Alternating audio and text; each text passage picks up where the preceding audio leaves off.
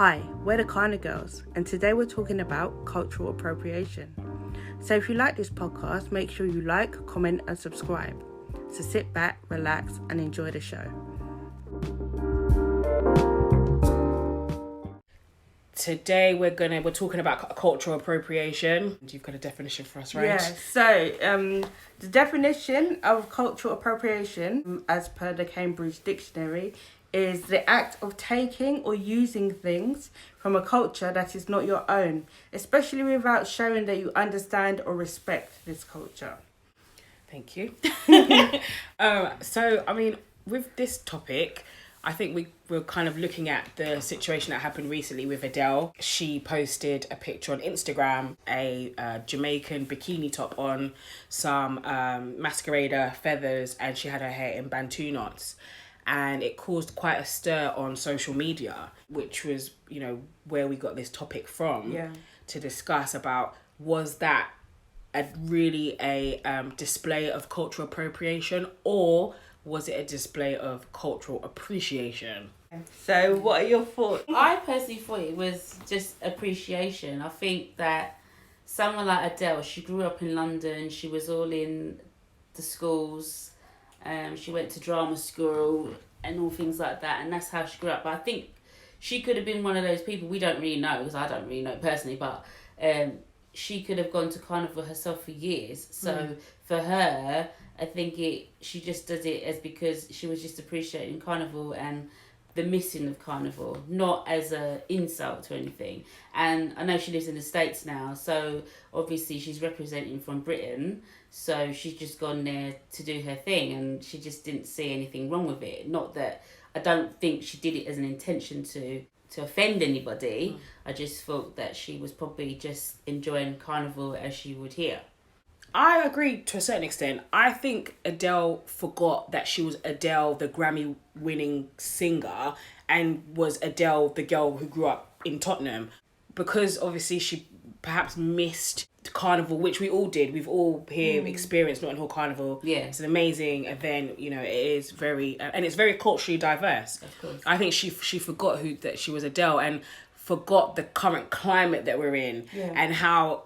perhaps posting something like that, how that was going to be perceived. Yeah. And that's the problem. I think she didn't, she or her team didn't think about how people were going to receive that. I don't personally think that she was culturally appropriating. I think the only thing that was a kind of like, okay, that was the Bantu knots, because I didn't feel like it made sense with the outfit. But I get what she was trying to do. I wouldn't consider her a cultural appropriator, but I could see why people would say that, and not just based on the fact that she dressed up in carnival attire and posted on Instagram, but even to the genre of the music that she does, you could attribute that to cultural appropriation. The fact that she does these soulful sort of R&B kind of blues kind of jazzy kind of music, which is usually associated with black artists, and she is doing that kind of music and getting the notoriety for it. For this particular circumstance, I didn't feel like it was cultural appropriation. You go to carnival any year and you'll see girls dressed like that all of the time. So I did not feel a way about it, but I can understand where people are coming from. But in this event, I just really don't see it as a big deal. That's my opinion on it. I agree. So do you have any examples of what you think, it doesn't necessarily have to be celebrities, but situations where you think that culture, not necessarily, it doesn't have to be African or Caribbean culture, but culture in general that has been appropriated by people and they've been able to benefit from using those cultures? It's very confusing because I think we, and especially us as black people, especially Americans or British people, we're very selective about what we call cultural appropriation. Because I've seen, Nicki Minaj dressed up in Japanese attire in her videos, and Chun-Li and all of that kind of thing, and we don't call out that, but I think we are quite selective. Yes, cultural appropriation is a thing, but I think it's so ingrained in our culture now, it just doesn't get to me anymore. Since black music became mainstream and pop, our culture has been, there for the taking for everyone. So how can we stop the train now? and say, oh, cultural appropriation, after for all these years it has been appropriated. So it's very difficult for me to see where that line is with cultural appropriation. Have you ever seen any instances like in your life or on TV where you felt that cultural appropriation was taking place?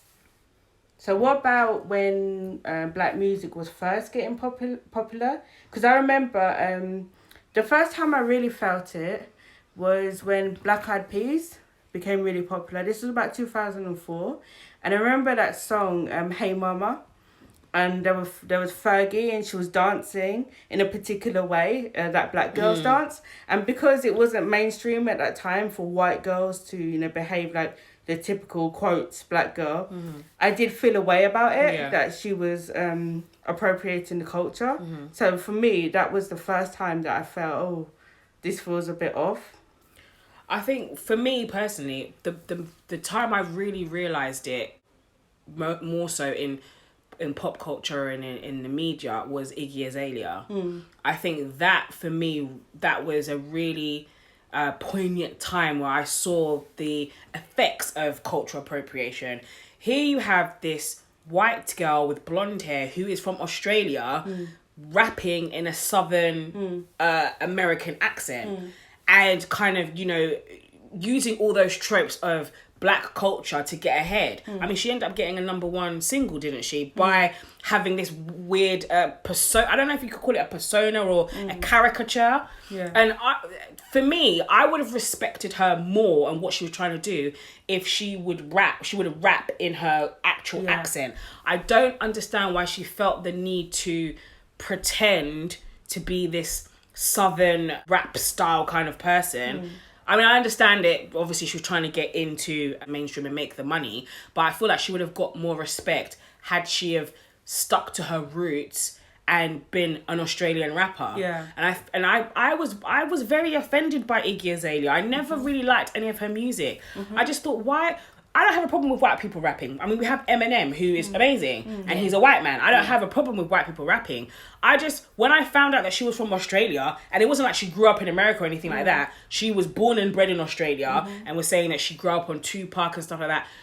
And then when she opened her mouth to rap, it was completely in contrast with how she spoke. Yeah. I took offense to that. Yeah. So that was, for me, in the media, in the mainstream, was an instance where I felt that was cultural appropriation. Do you think it's different when it's monetized compared to... Yes. So Adele wore this outfit, had that hairstyle, but Iggy Azalea, she monetized her persona. So do you think that causes the biggest I think difference? that's what causes the issue. Because had Iggy Azalea been a black girl doing that, I don't think she would have got the mainstream success that Iggy Azalea did. Yeah.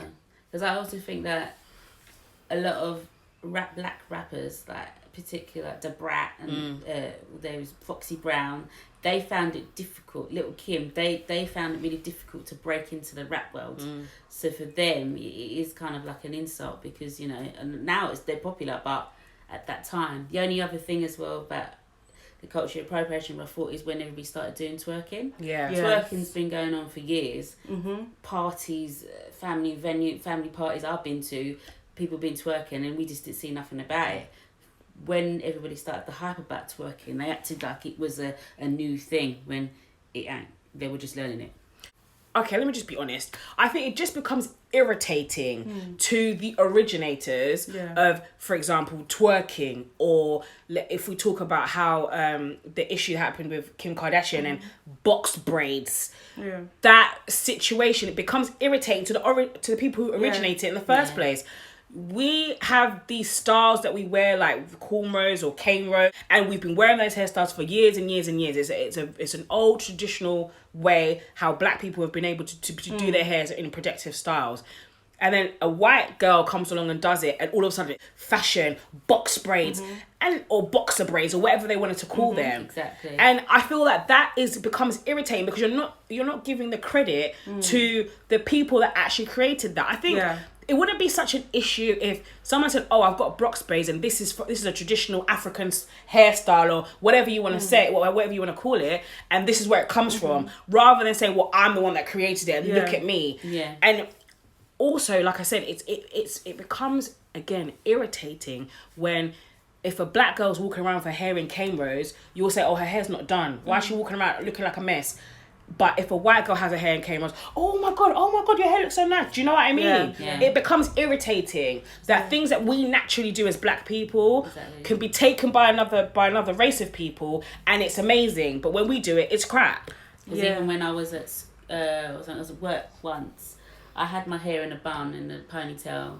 Obviously, if you're black, most black girls would just have a ponytail in a bun, and then you'll stick a hair piece on the top just to fluffing it up so you got a full bun. And then we go to work, and it's like, oh my gosh, that's so Sex in the City. Carrie did that, and I was like, no, I've been doing that for years before I even watched Sex in the City.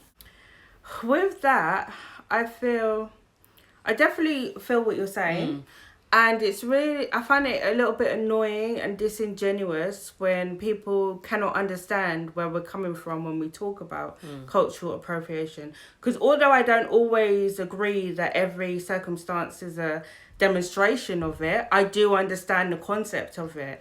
And so if you think about, say, someone who likes some underground rock band, that rock band becomes mainstream, and then people who never even heard the rock band before start saying, "Oh, I love them." Those people get annoyed that enjoyed the rock band when it was underground, and they're like, "Oh, you're not a real fan," and they get annoyed. So that's exactly how cultural appropriation works, where it's something that's part of your culture, something that you love, and it becomes mainstream. And people act as if it's something brand new that they invented. Yeah. So that's the same annoyance that we get when people culturally appropriate. However, you could make the argument that, well, we put our culture out there. So let's say Iggy Azalea, T.I. put her out there. T.I. promoted her, the rapper promoted her.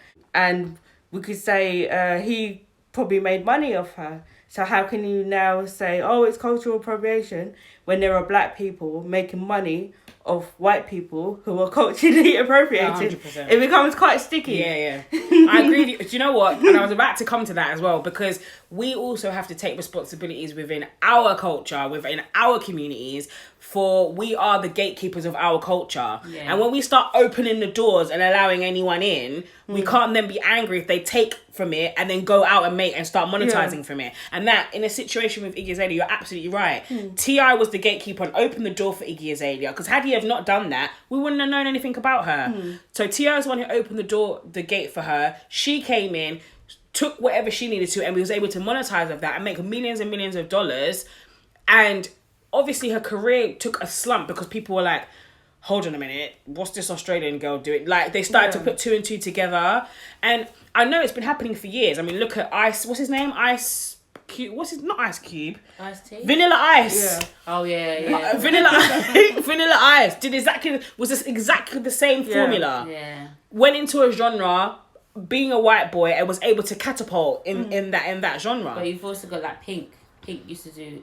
Yeah, that bothered me a lot, because I did actually enjoy her music, and I get sense that she's like, oh yeah, that was just that crazy time period where, I was forced to do this, but this is what I really love, rock. Well, that's how you got famous. So I feel like she kind of used it definitely to get famous. She even used the fact that people didn't really know if she was mixed, what her heritage was. She used that to her benefit. I remember I watched an interview where she was saying that when they asked her, where are you from? What's your background? And she's like, oh, I don't really like to talk about where I'm from. She always tried to use that kind of ambiguity to her benefit. Yeah. And I feel like a lot of people do that. Amber Rose does exactly the same thing. Yeah. Amber Rose will tell you, people, when she first came out and was with Kanye West, everyone thought she was black. Everyone thought she was either a mixed girl or she was a light-skinned black woman. And she came out and said, I'm not black.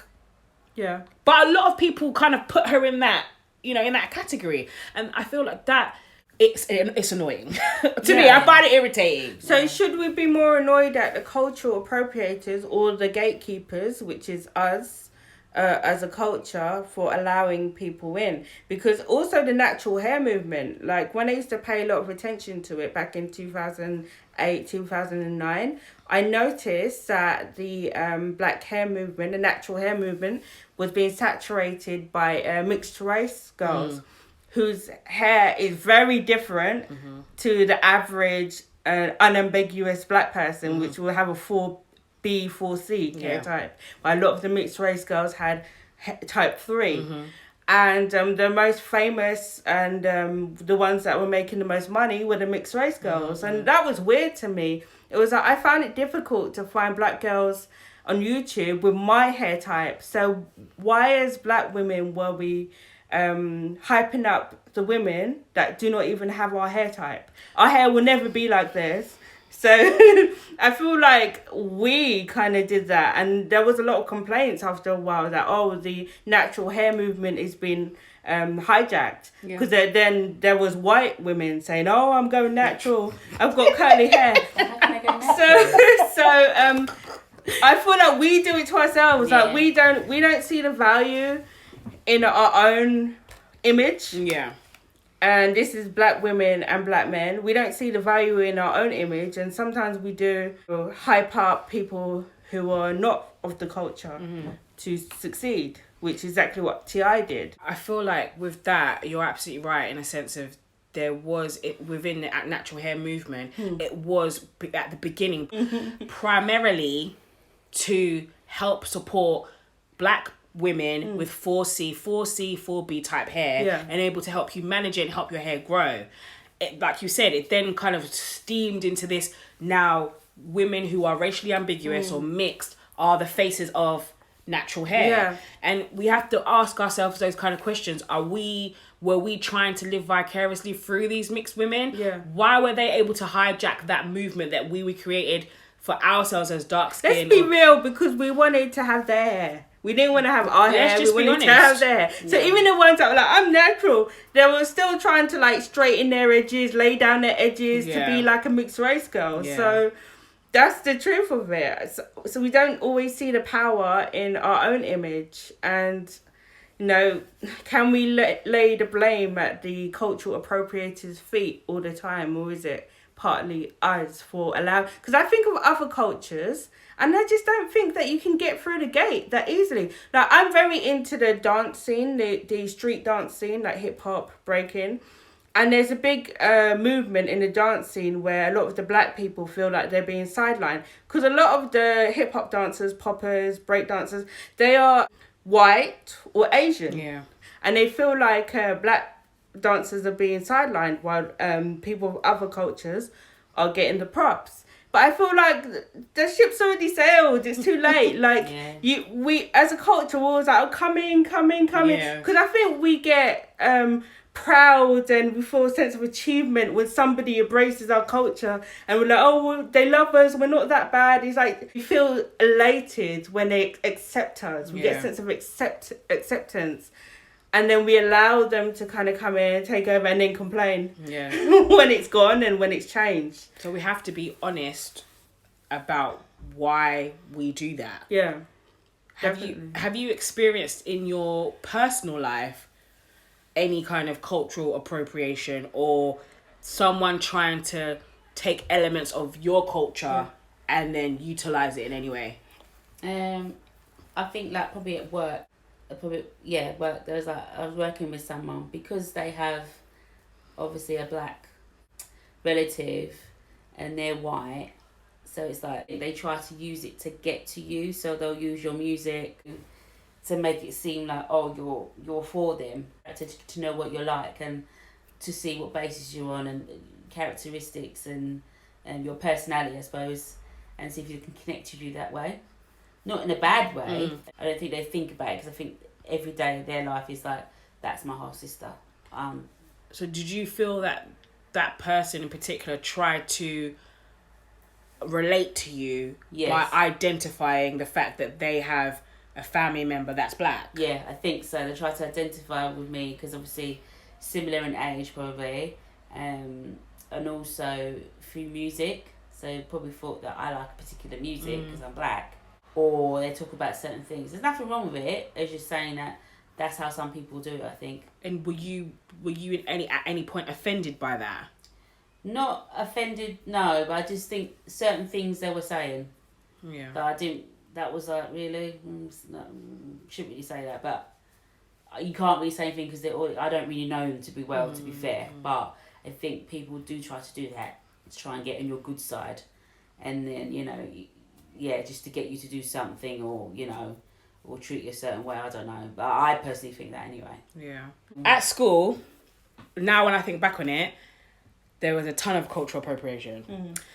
I went to a predominantly white school, where the population of black students was probably like 2%. And there was a period of time, I think, in year 9 and year 10, where some of the white girls thought it would be cool to start behaving in a way that they thought black people behaved. So I think they had a slumber party one day and watched Save the Last Dance and just decided that they want to start acting like they are. And I don't like to say acting black because there's no such thing as acting black, but you know what I mean. Yeah, I know what you mean. And it was just a case of trying to lay down edges. At the time, it was wrapping bandanas around their head because that was a time of like blood and Crips and all that kind of stuff. So wrapping bandanas around their head, trying to talk like as if they grew up in Hackney or grew up in Brixton, where they've never stepped foot out of Romford. It was, when I think about it now, a lot of the behaviour was extremely offensive.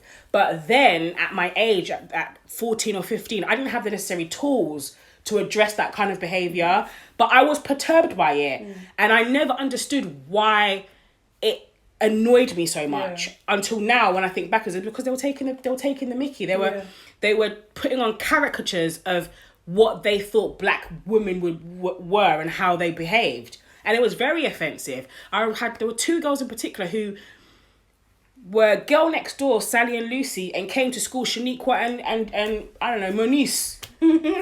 And I was just in shock. I mean, literally, like, laid edges and, oh, we're going to Walthamstow Market. And they're not going there to do anything apart from walk up and down the market and get the bus back to say, oh, we went to Walthamstow. That was literally...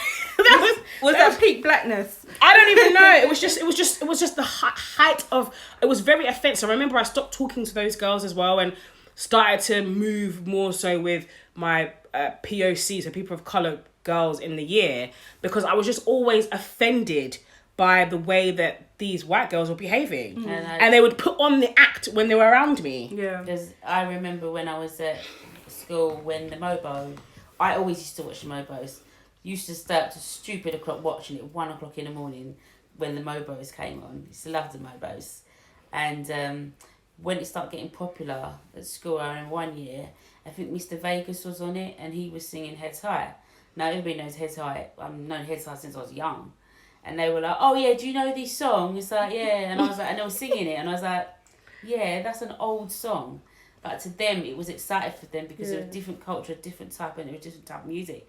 So because of the songs that they discovered, they were like, oh yeah, this is good. Do you know this? Because I know these songs. It's like, because I'm black, you assume that I know all of them, which I did. I'm not saying bigging my head up, but it was like, why do you have to say and discover it now? Yeah. Because it's not something that you liked before. Like, yeah, music has been a thing for me as well. Like, as someone from Caribbean descent, I feel like my culture has been appropriated like so many times. Like a lot of genres of music copy from my culture.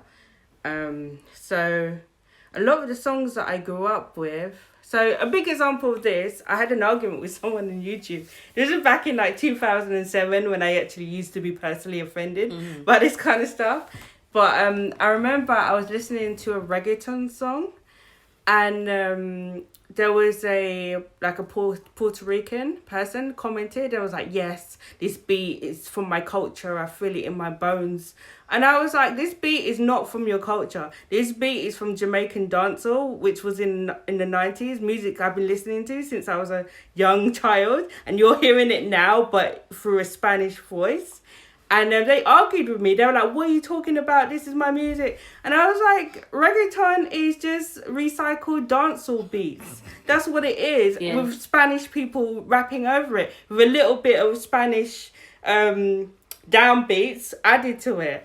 And that person was like arguing with me to the death until I made them listen into like old Jamaican dancehall, and they're like, oh yeah, it is kind of the same. And that's an example of how it got me heated, that people will actually argue with you about your own culture when I've listened to that music since I was a little girl, and I'm hearing them listen to that music and think it's from their culture. And the thing about it, like, the dancehall artists don't even do anything about it. They're not even saying like the whole of reggaeton where it actually comes from. And that's something that actually irritated me, and I couldn't listen to reggaeton for a long time. Like, now I can, but yeah, that was another annoying thing. But I still find reggaeton hard to listen to because The same beat.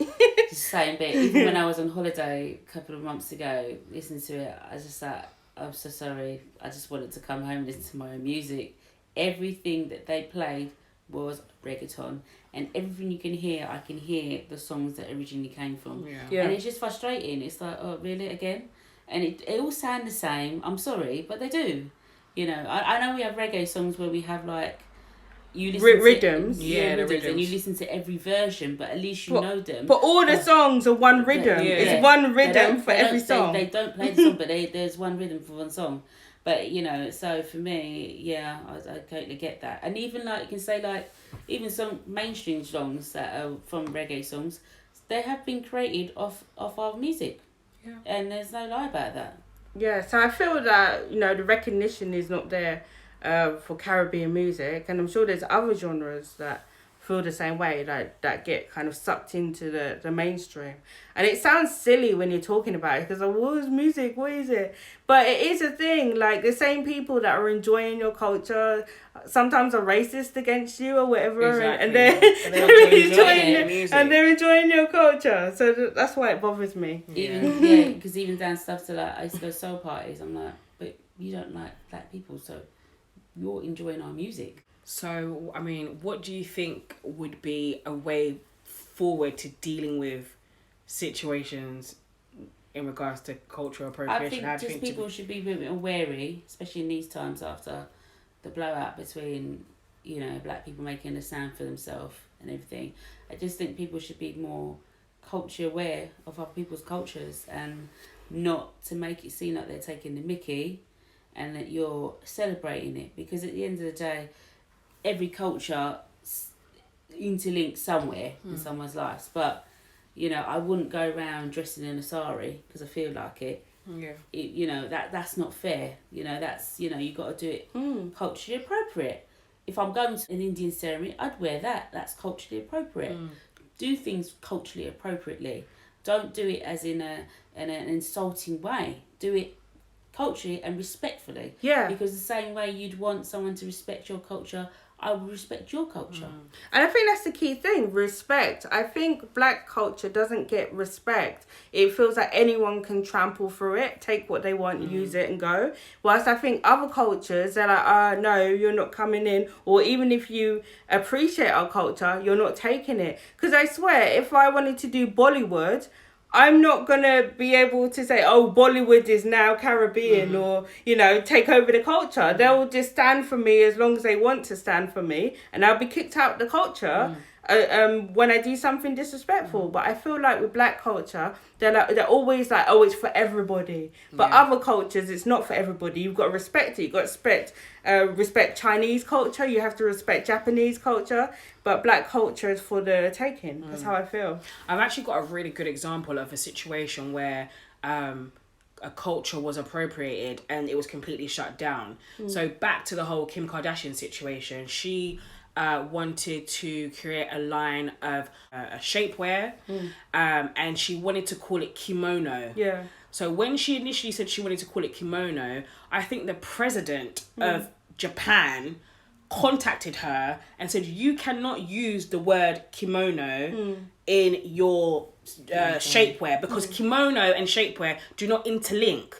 This is what the word kimono means. This is where it comes from.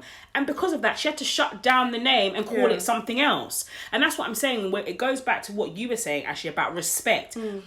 People can come into the black culture and take and use and abuse and not even show the appreciation for where it came from, and they're allowed to do it and no one says anything. But other cultures, like the example I gave you, if you try and take something from their culture and move it around and change it into something that it's not, they will shut you down. Yeah. And I think we need to have that same pride in our culture and the things that, you know, are close to us and that we have created. Yeah. I think slowly we are starting to do that, but then we have these few people that are opening the gate for these people to come in, to take and to go off and use it and make money from. I've got a controversial question. Go ahead. So as a black woman, especially, how do you feel cultural appropriation has affected you? So let's start with, okay, so back in the 90s, we were in R&B music videos, we were in hip hop music videos, and that has slightly changed with the demographic. So, and we also had black pop stars like Brandy and people that we could look up to, while now it's very limited. So how do you think your image is being conveyed in the media as a black woman nowadays? I think as a black woman we are being washed out in a sense of we're being whitewashed. So we're being made to be more palatable for the general public rather than for ourselves. So instead of, for example, putting a darker skinned woman in a music video, they'd put a racially ambiguous person in a music video or a white person in the music video, so that it's more palatable for the wider public. I think that's the problem. We're losing our spaces. And I don't think there's anything wrong in saying that, because we are, as black women, entitled to have our spaces. And if we feel that our spaces have been infiltrated, we should feel that we should be able to speak up about that. I think that is what is happening. We're slowly being washed out, and the image of what a black woman is now changing to something that is perceived to be more palatable, and that's a real shame. And I think instead of dark-skinned black women trying to live vicariously through a lighter skinned woman or someone who's racially ambiguous, we need to start recreating our own spaces again and being more stringent about not allowing everyone into that space. I think that really probably would be the best way forward. More controversial question for both of you. Do you think this us becoming whitewashed is down to us accepting the one drop rule? So the one drop rule is where we say if you've got a little smidgen of black in you, you're black. 1/8. Even if you look like a white woman. I think that's right.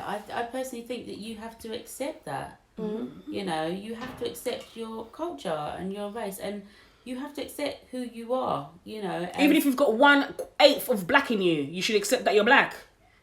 I say no, I'm talking about like if it's obvious you have a bit of black in you, and you know, you've got to show that, and you got to agree to those references. I mean, it might be that your family has not told you that you are brought up in a certain way, or your cultural differences, and I do understand that, because people might not be educated in that sense. Not saying they are, but there are ways of people that could find out. And I think as you grow as a person, you begin to discover yourself and to begin to discover who you are.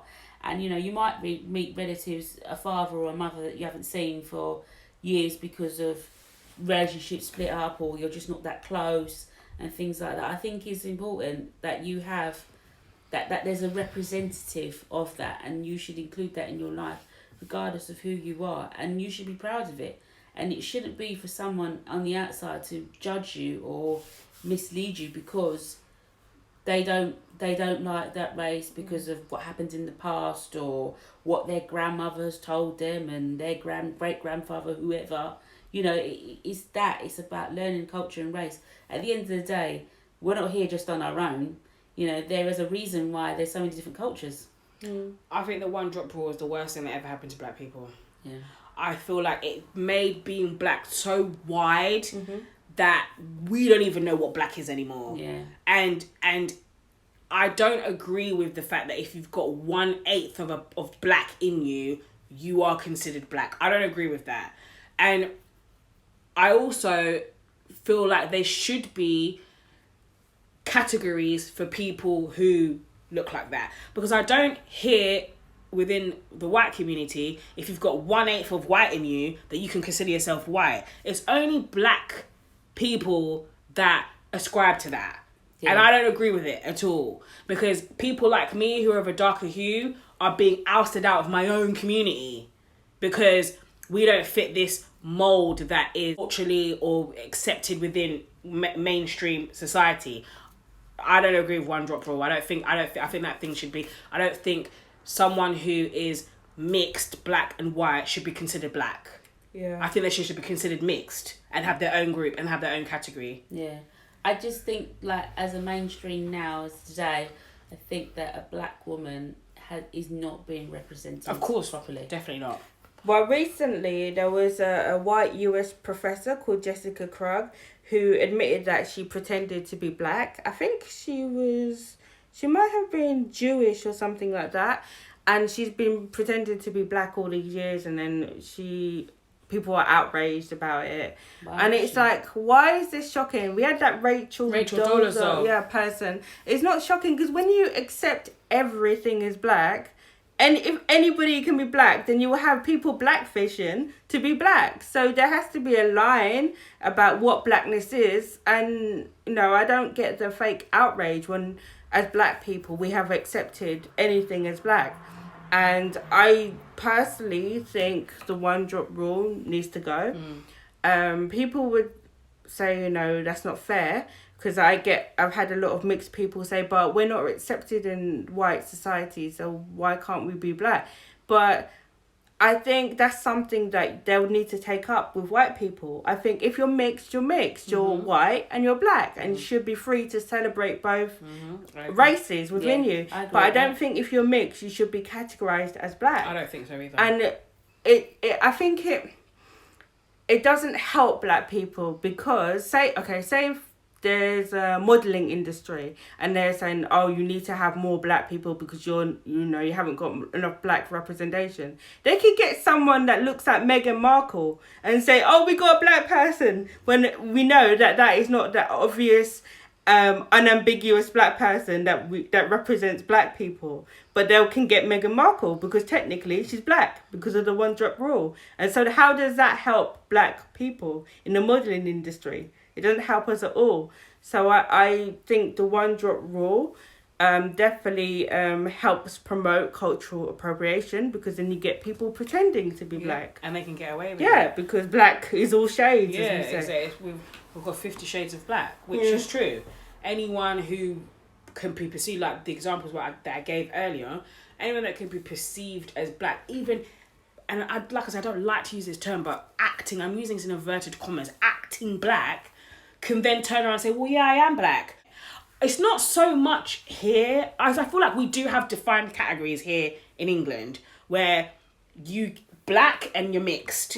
But then there's also that fine line sometimes whereby people who are mixed black and white do tend to jump on the train of, well, I'm black.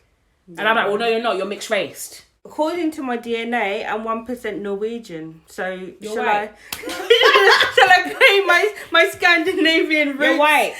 You're officially white. And you can now take all the privileges of being a white person. Congratulations. It doesn't quite work that way. Identify that. They're not going to identify that.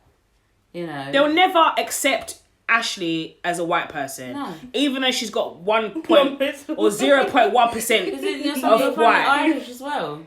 Yeah, I could go and say I'm Irish and then claim, the motherland of Ireland. I don't think that would work in the same way. So I just don't think it's the right thing to do. I think mixed race people should be proud to represent both sides of their races. And some people do, and some black people get angry. They're like, oh, but you're black. No, they're mixed race. Allow them to celebrate both races. Yeah, I've never understood that. And again, I think it goes back to black people living vicariously through mixed people. They want everybody to identify as black because we want to relate to them in some way.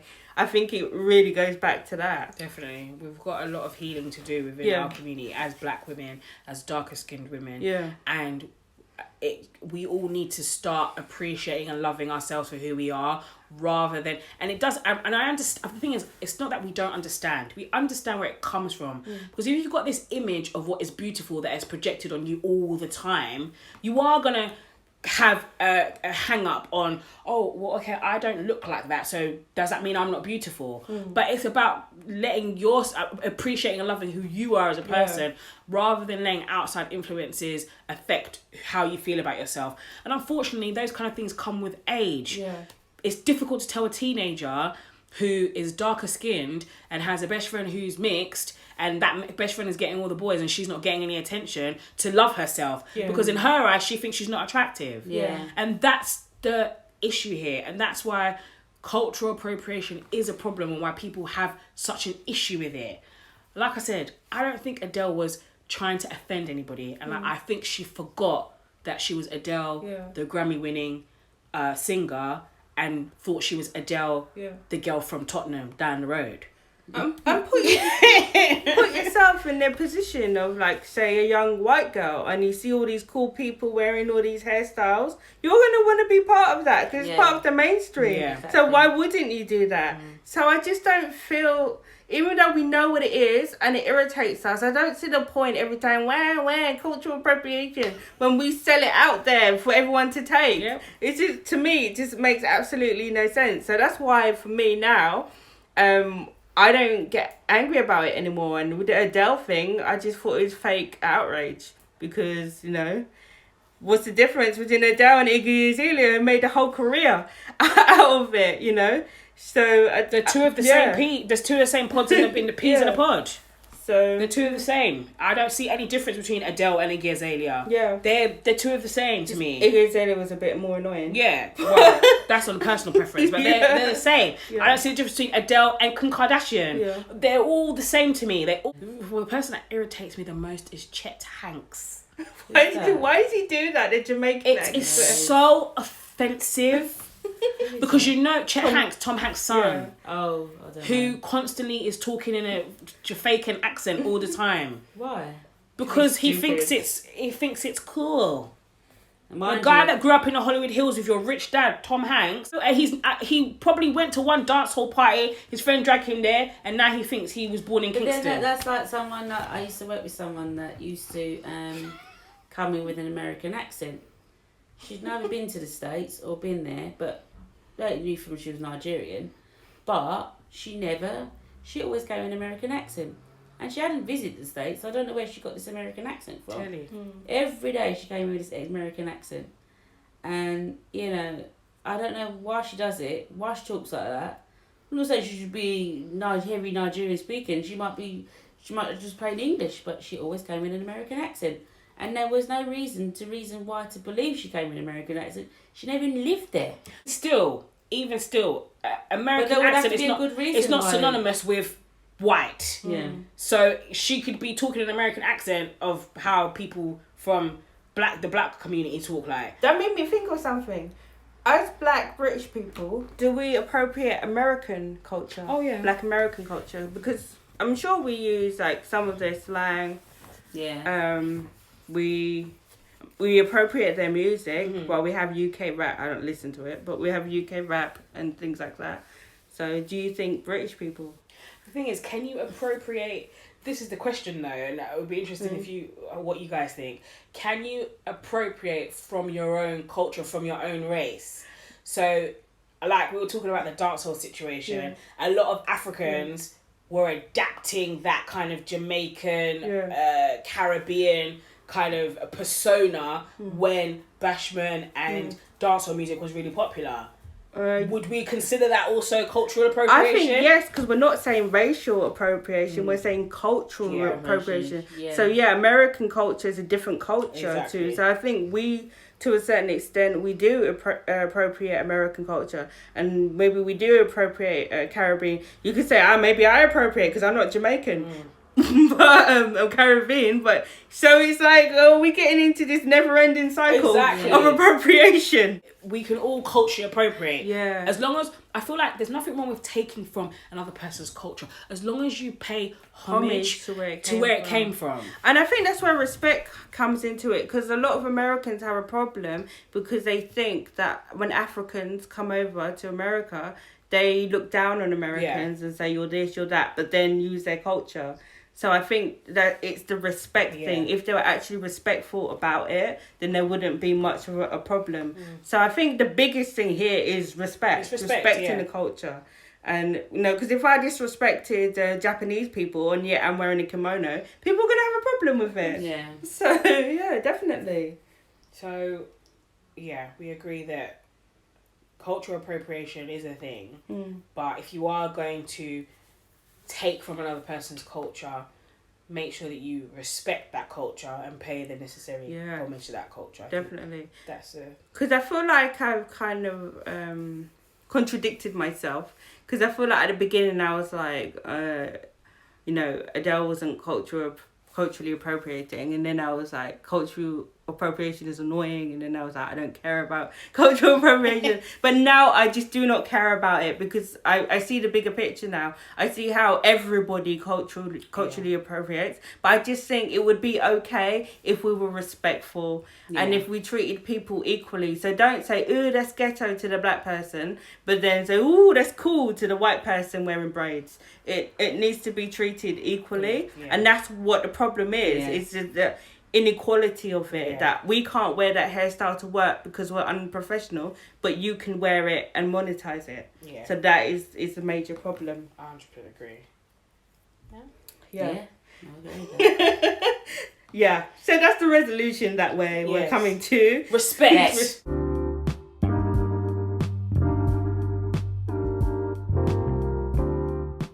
Hi guys, thanks for listening to the CANA Girls podcast. We hope you enjoyed the show as much as we did. Be sure to look out for our next episode and make sure that you like, comment and subscribe.